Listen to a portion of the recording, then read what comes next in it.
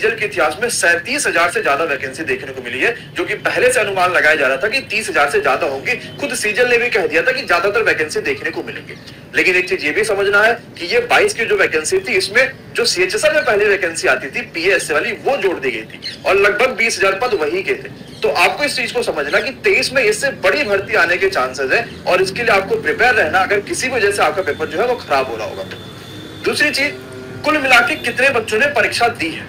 अगर ये प्री की परीक्षा होती तो संख्या 20, 25, 30, 45, 50 लाख तक जाती, लेकिन ये मेंस की परीक्षा थी जहां पर 3.5 लाख से ज्यादा बच्चों को सीजल ने क्वालिफाई करा था और वो बच्चा मेंस की परीक्षा देने गया था। 37,000 पदों के लिए 3.5 लाख बच्चे परीक्षा दिए थे। तो कहीं ना कहीं ठीक ठाक यहाँ पर लड़ाई थी, बहुत ज्यादा भी नहीं थी और बहुत कम भी नहीं थी, और लेकर आप आ सकते थे। अगली बात करेंगे बाकी सभी चीजें। ये तो 3 सभी में कॉमन होती है हर परीक्षा के लिए, लेकिन सीजन में इसमें अलावा भी कुछ और होने वाला है। क्या होने वाला, जो आप सभी अच्छे से भली बात जान रहे होंगे। पहला है कंप्यूटर और दूसरा होगा टाइपिंग। कई सारे ऐसे बच्चे हैं जो 390 में से 310 नंबर तक ले आए हैं, लेकिन कंप्यूटर में उनके नंबर जो 18 लाना बहुत कंपलसरी था, मतलब सभी पोस्ट के लिए सीजन में जाना तो 18 नंबर आपको 60 में से लाना है 30%, लेकिन उसके बावजूद उनके सिर्फ 8 नंबर आए, सिर्फ 9 नंबर आए और 310 से ज्यादा नंबर लाने के बावजूद भी वो बच्चा फेल हो गया। तो ये कहीं ना कहीं एक बड़ा फैक्टर डिसाइड करेगा कि सीजन में से कट ऑफ कम जाने वाली है पिछले सालों की अपेक्षा। अब हम बात करेंगे उसके अलावा टाइपिंग की भी, कि टाइपिंग में भी आपको पता है कि ये सब पहली बार हुआ है कि हर पोस्ट को टाइपिंग देना यहाँ पे कंपलसरी कर दिया गया और वहां पे भी केस टू डिसाइड है कि इतने तो मानना ही मानना, चाहे कुछ भी कर लो भाई। नेक्स्ट बात करते हैं कि शिफ्ट वाइज एनालिसिस क्या रहा है। देखिए भाई, अगर हम सीबीटी 2 की बात करेंगे तो आपके पास शिफ्ट वाइज एनालिसिस में ऐसा कुछ हाल रहा है कि 4 शिफ्टों में परीक्षा हुई थी। हम पहले सेक्शन 1 और 2 में जो मैथ्स, रीजनिंग, जीके जैसा वाला मामला वो रखते हैं और अगले वाले सेक्शन में हम लोग रखते हैं कंप्यूटर वाला मामला, जो कि बहुत खतरनाक है और बहुत सारा बच्चा इसकी वजह से बाहर हो रहा है। सबसे अच्छा जो पेपर आया था वो 3 मार्च का आया था इन चारों दिनों में। इसके बाद 6 मार्च वाला ठीक ठाक पेपर था, उससे फिर बाद आपके 7 मार्च और सबसे इजीएस्ट कह सकते हैं या फिर जिसको हम बेस मान रहे हैं वो 2 मार्च का। इसके हिसाब से ही सबसे कह सकते हैं नॉर्मल पेपर था। इससे कंपेरिजन कर रहे हैं तो 3 मार्च का सबसे अच्छा पेपर आया था, लेकिन कंप्यूटर वाला इसी से उल्टा हो गया था। मतलब 3 मार्च का पेपर तो आपके पास सबसे जो अच्छा लेवल का आया था, लेकिन 2 मार्च का सबसे आसान था। और अगर हम यही देखेंगे तो 2 मार्च की कंप्यूटर सबसे खतरनाक पूछी गई थी। सो जो पेपर आसान है, कितना अच्छा नंबर बच्चे स्कोर कर दिए होंगे, लेकिन जब कंप्यूटर इतने अच्छे नंबर की पूछी गई तो कैसे अपने आप बाहर हो जाएगा। तो इस चीज को समझना हमेशा है कि एसएससी है ये हर चीज का बैलेंस लेकर चलती है, कि ऐसा ना हो कि बच्चे उसमें ज्यादा स्कोर कर ले और वही सब कुछ लेके चले जाए जबकि बच्चा उस काबिल भी ना हो। यह सारी चीजें, बहुत सारी चीजें हो सकती है। और दूसरी चीज ये भी समझिएगा, जैसे आप में से कई सारे बच्चों के नंबर कम होंगे, एक बार जरा कमेंट कर दीजिए कि आपके फाइनल कितने नंबर आ रहे हैं। सबके कमेंट होने चाहिए इस चीज पे। हो सकता है आपके नंबर कम हो, लेकिन इस चीज को ध्यान रखिएगा कि आप जो है अब कहीं ना कहीं मेंस की परीक्षा दे रहे थे, आपने प्री क्वालिफाई किया था, लाखों के बच्चों की संख्या में आप 3.5 लाख के बच्चों की संख्या में आ गए थे, तो आप कहीं ना कहीं सबसे बेहतर है। बस आपको और थोड़ा मेहनत करनी है। अगर नहीं हो पाया तो सीजन 2023 के लिए लग जाइए। 1 अप्रैल को नोटिफिकेशन आ रही है, पूरी एनर्जी के साथ लगोगे तो भाई सिलेक्शन जरूर मिलेगा, चाहे कुछ भी हो जाए। अब इसके बाद हम बात करते हैं कि हमारे पास नॉर्मलाइजेशन में क्या क्या परिवर्तन देखने को मिलेंगे। देखिए भाई, नॉर्मलाइजेशन की बात करेंगे तो आपको पता है कि 3 मार्च का पेपर सबसे अच्छा रहा था, तो लगभग जो भी हम कट ऑफ अभी डिस्कस करेंगे उसमें 9 से 11 नंबर एक्स्ट्रा मान लीजिएगा अपने हिसाब से। 2 मार्च को हमने बेस माना है इसलिए 0 जा रहा है ये।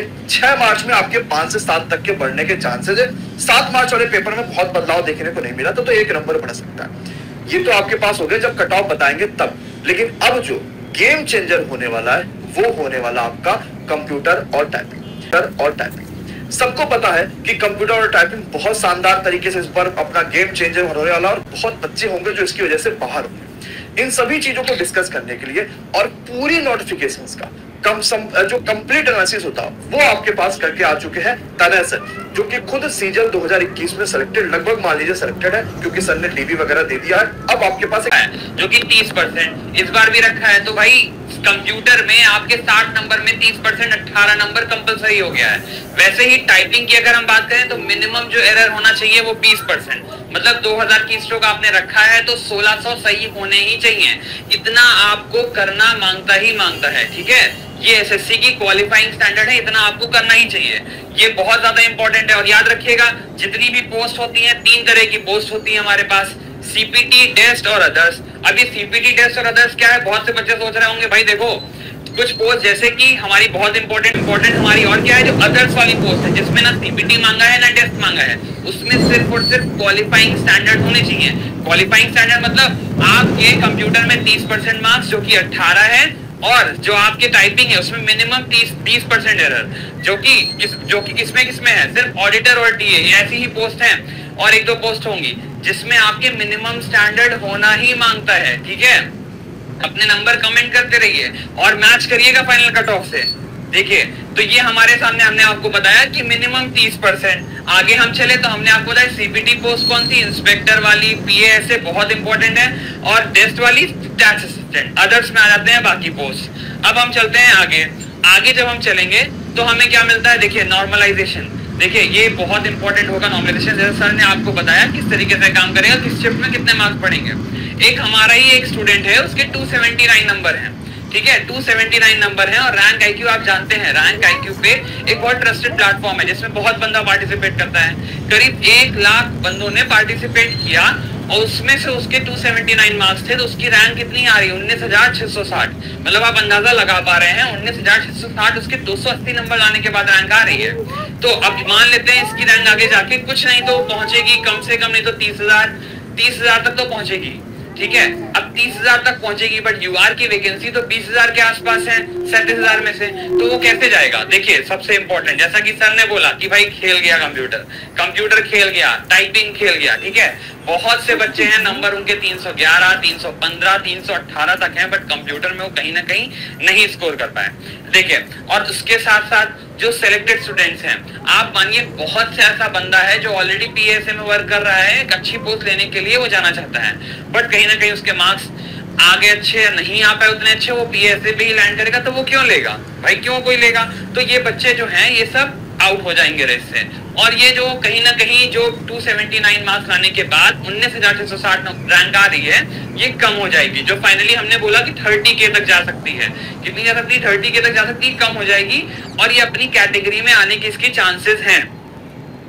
चलिए भाई, तो फाइनली अब ये समझते हैं कि सीजल मेंस में कितनी कट ऑफ आपकी जा सकती है, आपके कौन से पोस्ट आपको सुरक्षित मिल सकते हैं। तो अगर आपके पास, ये बहुत ज्यादा बच्चे ध्यान दीजिएगा कि अगर आपके पास जो नंबर आ रहे होंगे 277 से 283, तो आप पी और एसए पोस्ट के लिए जा सकते हैं, जनरल कैटेगरी वाले बच्चे। जिसमें इंपॉर्टेंट क्या है कि सीपीटी इसके लिए है कंपल्सरी। मतलब ये हो गया कि आपके पास टाइप जो कंप्यूटर वाला है वहां पे 18 नंबर तो सबके लिए जरूरी है, लेकिन 18 से ऊपर जैसे जैसे आपके पास बच्चों के नंबर बढ़ते जाएंगे, उन सभी बच्चों को पीए और एसए अगर इस नंबर के बीच आ रहे होंगे तो आपको मिल सकता है। सबसे ज्यादा भी पोस्ट देखा जाए तो आपके पास 20,000 तो यही बच्चे होंगे, 37,000 में से तो बहुत सारे बच्चे इसमें जाने वाले हैं। कुछ ऐसे भी लोग होंगे जो ऑलरेडी सिलेक्टेड होंगे पीएसए पे, वो इसको छोड़ के चले जाएंगे, तो हो सकता है मौका अच्छा मिलेगा। दूसरा ये है टीए वाले, जिसके लिए आपके पास टाइपिंग जरूरी है। टाइपिंग में मतलब आपको पता है कि 2000 तो नॉर्मल है सबके बच्चों के लिए, मतलब 2000 के स्ट्रोक आपसे मांगेंगे जहां पे आपको उतने एरर करने जरूरी है, लेकिन इसके बाद भी जो सबसे अच्छा कर रहा होगा उसके हिसाब से यहाँ पर आपको मिलेगा। टेस्ट मतलब हो गया जहां पे टाइपिंग, सीपीटी मतलब हो गया जहां पे कंप्यूटर, और एक तो नॉर्मल हो गया मतलब वहां पे 30% ही लेकर आओ, सारे मामले एकदम फिट है। मतलब क्वालिफाइंग 30% तो होना ही चाहिए, साथ ही साथ आपके मार्क्स उससे ज्यादा हायर कट ऑफ निकलेगी। एसएससी ने बोला है कि higher standards of qualification is required, मतलब आपके 30% से ज्यादा, काफी ज्यादा नंबर हो। इसमें साफ साफ